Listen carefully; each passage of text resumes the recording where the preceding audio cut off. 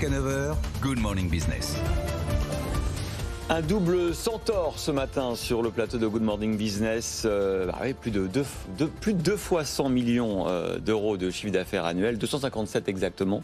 C'est Alan et son cofondateur et président Jean-Charles Samuel Enverve. Bonjour. Bonjour. Alors bravo pour cette croissance de 62% en 2022. Rappelez-nous ce qu'est Alan, cette mutuelle santé complètement digitalisée. Avec Alan, on essaie de faire quelque chose d'assez spécial, c'est d'être le vrai partenaire santé tout en un des Français et des Européens. Qu'est-ce que ça veut dire? C'est en effet essayer d'être la meilleure assurance santé, mais aussi tout un écosystème de services de prévention, d'accès aux soins, où je peux chatter avec une équipe médicale ou faire de la visio 7 jours sur 7, de santé mentale, et on essaie d'être les leaders de la santé et du bien-être mental. Tout ça pour, accompagner les gens, les citoyens, et on en accompagne quasiment 400 000 maintenant, mais aussi être le meilleur retour sur investissement des RH pour augmenter leur attractivité, augmenter la rétention des salariés, les aider à réduire l'absentéisme et juste avoir des gens plus heureux et plus performants dans leur boîte. Donc c'est ça, Alan. C'est ça qui est incroyable en dehors de vos chiffres, plus 62% de croissance en 2022. On voit aujourd'hui en France des offres d'emploi où on écrit à la fin « Venez chez nous, on a Alan comme assurance santé ». Moi, j'ai jamais vu une boîte écrire « J'ai grâce à vous, venez chez moi ». Ça, c'est nouveau, c'est lié à vous et c'est un facteur de réussite. Clairement, pour nous, c'est le gros de notre croissance vient du bouche à oreille. Parce qu'on a une offre qui est, nos clients jugent supérieure, qui les aide à être sûrement des meilleures entreprises, qui aident nos individus à être en meilleure santé, à avoir des choses qu'ils ne connaissaient pas. Moi, une des citations que j'aime bien, c'est une de nos membres qui, avant de partir 4 semaines en trek en Islande, chat avec nos médecins, dit « Ah, j'ai un petit truc, et on a détecté que c'était une grossesse extra-utérine par chat. On a réussi à l'envoyer se faire checker dans un hôpital avant qu'elle parte 4 semaines au milieu de nulle part, et on lui a sauvé la vie. Et ça, ça apporte énormément de valeur aux gens, c'est vraiment touchant.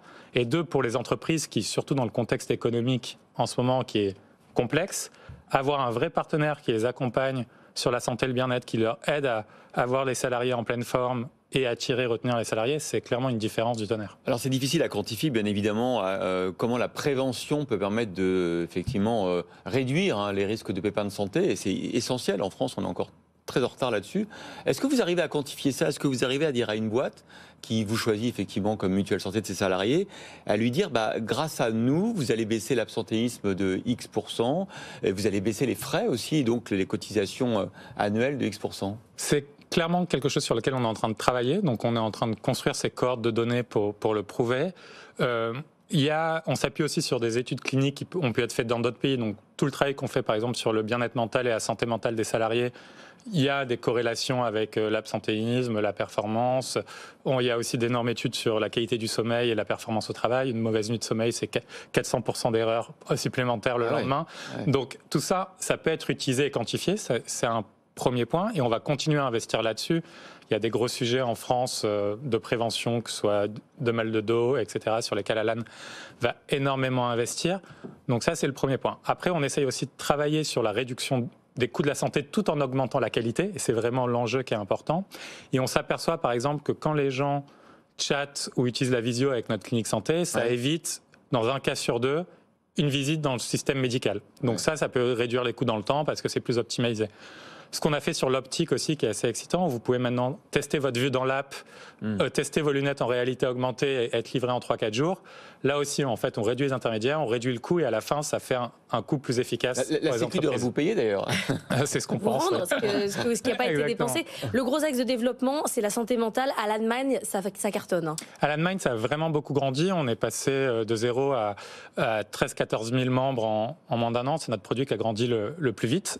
Donc on est très excitant. Et là, en 2023, ça va vraiment être une accélération. On pense que tous les membres Alan auront accès à Alan d'ici la fin de l'année. Autre potentiel de croissance, vous avez quand même levé beaucoup d'argent. C'était sur ce plateau l'an dernier, plus de 200 millions d'euros, il me semble. Depuis le début de l'histoire, plus de 400 millions même. 400 millions. Qu'est-ce que vous allez en faire? Parce que là, vous avez déjà effectivement la France, la Belgique, l'Espagne. Quels sont les prochains marchés? J'imagine que vous avez de la trésor. J'ai vu que vous aviez beaucoup de trésor. Ça veut dire que vous n'allez pas, licencier, mais continuer à croître. Et 2, où est-ce que vous allez vous développer maintenant? Donc, en effet, on a maintenant assez de trésorerie jusqu'à être profitable en 2025. Ouais. Donc on n'aura plus jamais besoin de lever des fonds. C'est une situation assez idéale dans le contexte économique difficile actuel. Bien sûr. Ce qui nous permet en fait d'être assez contre-cyclique quand on voit toutes ces grandes boîtes de la tech qui licencient. Nous, on va continuer à recruter. Peut-être un tout petit peu moins fort que ce qu'on Ça s'était fait une dit il y a 2 aubaine ans. pour vous. Exactement, c'est une aubaine assez exceptionnelle. Moins parce qu'il y a fort quand plein de même, vous talents. dites. Moins fort. Un tout petit peu moins fort. On fait attention pour justement être sûr d'avoir ce chemin vers la profitabilité et ne jamais plus avoir besoin de faire appel au marché. Donc c'est une conduite à la fois raisonnable mais agressive, je dirais, de la croissance. Ce qu'on va maintenir, la 62% de croissance dans le contexte actuel, c'est une croissance qui est très importante quand on voit que Microsoft a fait 2% de croissance cette année. Mais on va essayer de maintenir des taux de croissance similaires les prochaines années, au-dessus de 50% pour les années à venir. Et du coup, là, il faut recruter. Et pour maintenir ces croissances-là, pour nous, c'est continuer à consolider notre offre, comme vous le disiez, montrer de plus en plus de valeur pour les entreprises sur l'absentéisme, l'attractivité, la rétention, être ce meilleur retour sur investissement RH, plus de valeur pour les salariés, donc c'est plus de services de santé. Donc on va continuer à investir énormément dans la prévention. C'est aller dans tous les segments. Aujourd'hui, on est très fort dans l'hôtellerie, la restauration, on commence à être très fort dans le commerce de gros, le retail, bien sûr les entreprises de la tech, les SS2I, mais aller de plus en plus vers les grands groupes et couvrir tout typologie de boîte. Mais on va rester sur nos 3 pays qui sont France, Espagne et Belgique en 2023. Bon, vous consolidez. Merci beaucoup Jean-Charles Samuelien-Verve, cofondateur et président d'Alan, d'avoir été notre invité ce matin. Vous avez vu, vous êtes passé de la case French Tech à la case 745. Après, c'est le 8-15. C'est ça. Après, c'est le 8-15 bientôt. Institutionnalise. Bon.